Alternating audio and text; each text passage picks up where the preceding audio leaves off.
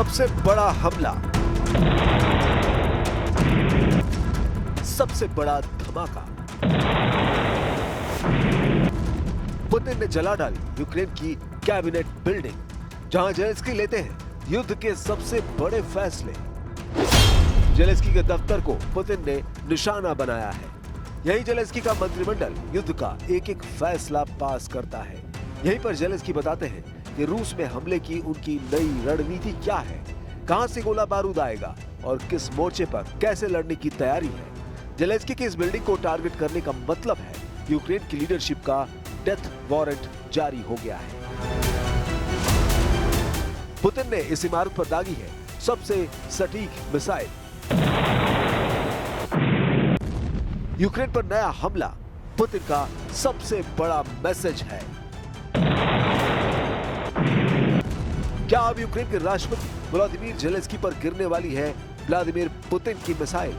Ukraine सरकार की building पर हमले के बाद क्या पुतिन का अगला टारगेट अब जेलेंस्की का महल होगा? क्या जेलेंस्की की जान पर सबसे बड़ा खतरा मंडराने लगा है? जेलेंस्की पर अटैक से पहले क्या पुतिन ने इशारा कर दिया है? कीव के आसमान में तेजी से टारगेट की तरफ बढ़ रही इस क्रूज मिसाइल को देखिए। ये रूस की कलीब क्रूज मिसाइल है जो रूस लगातार यूक्रेन पर फायर करता रहा है। ऐसी कई मिसाइल कीव पर दागी गई। कीव के ऊपर से गुजरती इस मिसाइल को स्लो मोशन में देखिए। ये 900 किलोमीटर प्रति घंटे की रफ्तार से चलती है। ये 2500 किलोमीटर की रेंज तक अटैक करती है। इसी कैलिबर मिसाइल से कीव पर हमला हुआ है। बहुत बड़ा हमला।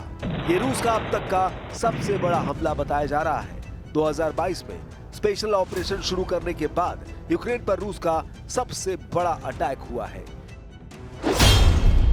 यूक्रेन का दावा है कि रूस की तरफ से ताजा हमले में 805 ड्रोन लॉन्च किए गए हैं। इसके अलावा 13 मिसाइल भी दागी गई और इस दौरान उसके एयर डिफेंस ने 751 ड्रोन मार गिराए और 4 मिसाइलों को भी आसमान में ही नाकाम कर दिया। कीव के आसमान में कैलिबर मिसाइल की जोड़ी देखी जा सकती है। एक मिसाइल के पीछे दूसरी मिसाइल भी आ रही है। पहली तो अपने टारगेट पर सटीक हमला करती है, लेकिन दूसरी मिसाइल को यूक्रेन का एयर डिफेंस हवा में ही खत्म कर देता है। यानी जेलेंस्की को नेटो से मिले हथियार 50% क्षमता से काम कर रहे हैं। यूक्रेन की कैबिनेट बिल्डिंग, इस बिल्डिंग के अलावा कीव में एक अपार्टमेंट पर भी अटैक हुआ है। यहाँ कई लोगों के मरने की खबर है। इस अपार्टमेंट की हालत देखकर अंदाजा लगाया जा सकता है कि हमला कितना बड़ा था। इससे पहले कीव में 28 अगस्त को हुए हमले का वीडियो देखिए। इस हमले के साथ पुतिन ने जेलेंस्की को बता दिया कि उनके सबसे मजबूत गढ़ को मिट्टी में मिलाने का मिशन शुरू कर दिया गया है। Чергова атака. 2 района у нас більш всього в місті постраждало. Дарницький, Святошинський район. Зараз знаходимося в Святошинському районі. Ми бачимо влучання, обломки шахеда «Герань», влучання в житловий будинок. यूक्रेन में जब युद्ध विराम का सिग्नल मिल रहा था, तब हालात अचानक बिगड़े हैं। पुतिन के नए हमलों से बड़े सवाल उठ रहे हैं। क्या अब यूक्रेन के राष्ट्रपति व्लादिमीर जेलेंस्की पर गिरने वाली है व्लादिमीर पुतिन की मिसाइल? यूक्रेन सरकार की बिल्डिंग पर हमले के बाद क्या पुतिन का अगला टारगेट अब जेलेंस्की का महल होगा? क्या जेलेंस्की की जान पर सबसे बड़ा खतरा मंडराने लगा है? जेलेंस्की पर अटैक से पहले क्या पुतिन ने इशारा कर दिया है?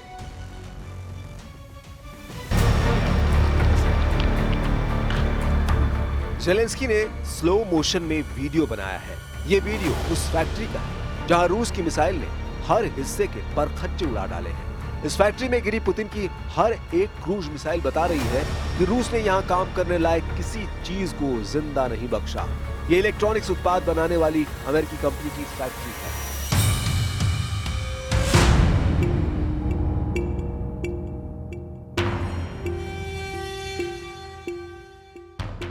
यहां अब जर्रा जर्रा चीख कर बता रहा है कि पुतिन की मिसाइलों ने बहुत ही अचूक हमले को अंजाम दिया है।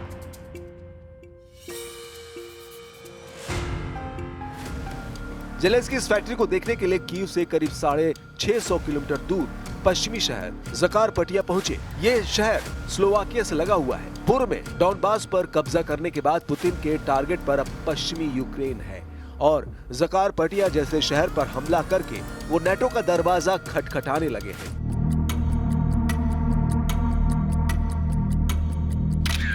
21 अगस्त को जब ज़कारपटिया में इस अमेरिकी फैक्ट्री पर हमला हुआ, तब देखिए यहां का हाल क्या था। रूस ने यहां पर बहुत सटीक हमला किया था। हमले के 2 हफ्तों बाद जेलेंस्की ने इस अमेरिकी फैक्ट्री का दौरा करने का फैसला किया, लेकिन उनका बड़ा मैसेज कुछ और है। वो बताना चाहते हैं कि रूस अब यूक्रेन में अमेरिका के ठिकानों पर बमबारी कर रहा है, इसलिए उन्होंने यहां अमेरिकी दूतावास के बड़े-बड़े अधिकारियों को भी बुलाया।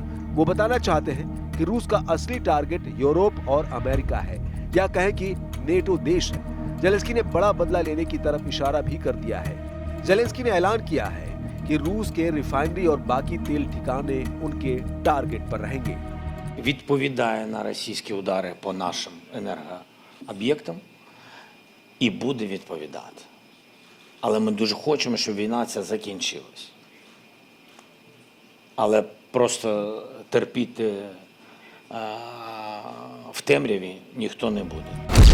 20 दिन के अंदर रूस ने यूक्रेन पर 1500 से ज्यादा मिसाइल और ड्रोन अटैक किए हैं। ये आंकड़े बता रहे हैं कि पुतिन यूक्रेन को कुचलने के लिए पूरा जोर लगा रहे हैं और अब वो पीछे नहीं हटेंगे।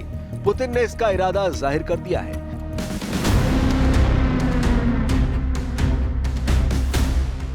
यूक्रेन को पूरी तरह सरेंडर कराने वाले इरादे के साथ अब पुतिन ने अपनी ब्रह्मास्त्र पॉलिसी लागू कर दी है। पुतिन इस वक्त 3.5 साल के युद्ध के दौरान सबसे आक्रामक नजर आ रहे हैं और इसकी कई वजह है। पहली वजह है 4 सितंबर को पेरिस के एलिसी प्रेसिडेंशियल पैलेस में यूक्रेन पर हुई मीटिंग। इस मीटिंग में यूरोप के कई देशों के लीडर शामिल हुए। सब रूस के खिलाफ एक गठबंधन बनाकर पुतिन को डराना चाहते हैं। दूसरी वजह है इस मीटिंग में यूक्रेन को दी गई यूरोप की सुरक्षा गारंटी, जिसके तहत 26 देशों की तरफ से 10,000 सैनिक यूक्रेन में तैनात किए जाने का प्रस्ताव है। यूक्रेन की सेना को हथियार और ट्रेनिंग देने की भी बात है। और तीसरी वजह है शंघाई सहयोग संगठन से लौटने के बाद पुतिन का हौसला, क्योंकि चीन और उत्तर कोरिया से पुतिन को नई ताकत मिली है। Возможных контингентов воинских на Украине. Но это одна из первопричин втягивания Украины в НАТО. Поэтому если там будут появляться какие-то войска, особенно сейчас, в ходе ведения боевых действий, исходим из того, что это будут законные цели для их поражения.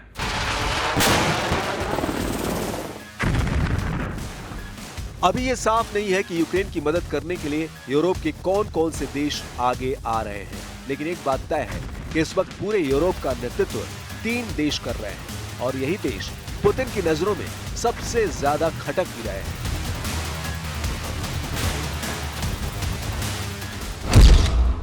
इसमें ब्रिटेन है, इसमें फ्रांस है और इसमें जर्मनी है। ये तीनों देश कह रहे हैं कि हमें किसी भी इमरजेंसी के लिए तैयार रहना होगा। इनमें भी केयर स्टारमर और इमैनुअल मैक्रो सबसे ज्यादा सक्रिय हैं, जबकि जर्मनी ने कहा है कि वो यूक्रेन में सेना नहीं भेजेगा। इटली के प्रधानमंत्री जॉर्जिया मेलोनी ने भी साफ कहा है कि वो यूक्रेन में फौज नहीं भेजेंगी। हालांकि वो यूक्रेन के बाहर जेलेंस्की की फौज को ट्रेनिंग देने के लिए तैयार है।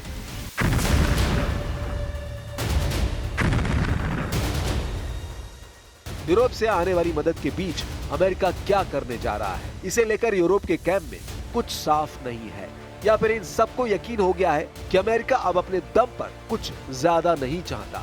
वैसे यूरोप इस बात से घबराया हुआ है कि कहीं डोनाल्ड ट्रंप अब यूक्रेन को रूस के सामने सरेंडर करने के लिए साफ शब्दों में अल्टीमेटम ना दे दे। Well, we'll work that out. We'll help them. Look, we want to save a lot of lives, so we'll do something with that. I think people expect that. We'll help them.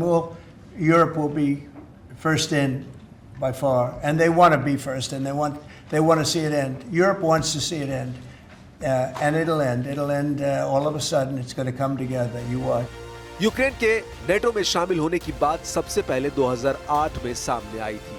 तब NATO ने Georgia को भी साथ लेने की बात कही थी, लेकिन 2008 में ही रूस ने जॉर्जिया पर हमला करके बता दिया कि उसके बॉर्डर वाले देशों से नेटो दूर रहे तो उसका हश्र जॉर्जिया जैसा होगा। 15 साल बाद 2022 में पुतिन ने यूक्रेन में सेना भेजकर अपनी वो कसम भी पूरी की। और अब 3.5 साल के युद्ध ने यूक्रेन का वो हाल किया है जिसके आगे ट्रंप से लेकर यूरोप का हर लीडर अब पुतिन से बचने का रास्ता तलाश रहा है, जबकि जेलेंस्की को लग रहा है कि सेना भेजकर उनको बचाने की शुरुआत होने वाली है।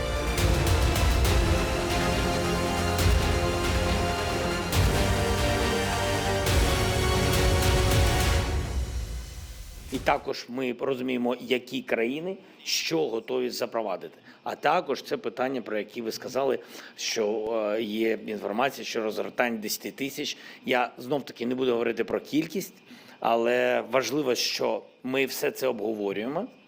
Так, це буде точно не в одиницях, а в тисячах.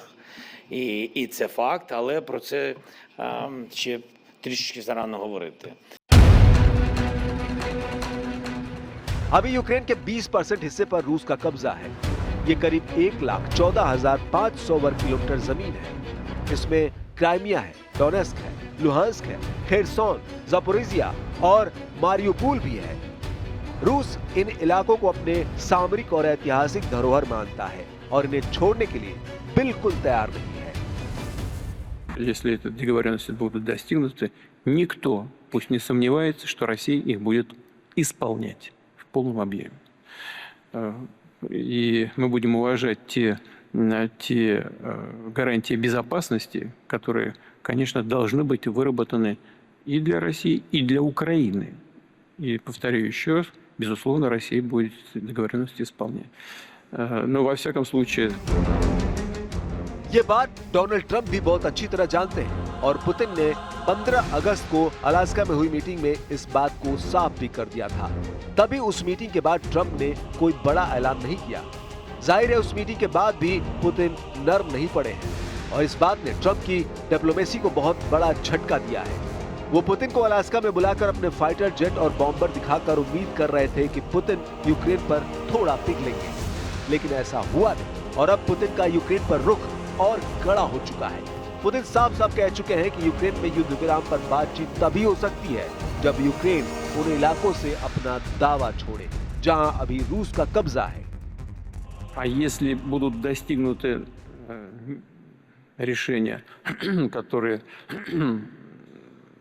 приведут к миру, к долгосрочному миру, то тогда я просто не вижу никакого смысла в их нахождении на территории Украины. Вот и все.